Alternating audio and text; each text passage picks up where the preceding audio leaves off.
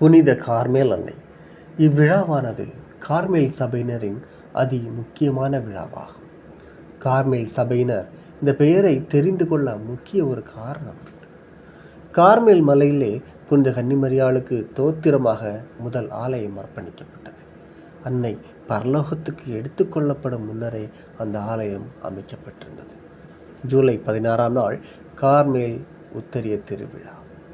1251ஆம் ஆண்டு ஜூலை 16ஆம் நாள் கார்மேல் சபையின் பெரிய தலைவரான புனித சீமோன் ஸ்தோக் என்பவருக்கு இங்கிலாந்தில் உள்ள கேம்பிரிட்ஜ் என்னும் இடத்தில் தேவதாய் காட்சி கொடுத்தாள் என பரம்பரை கூறுகிறது.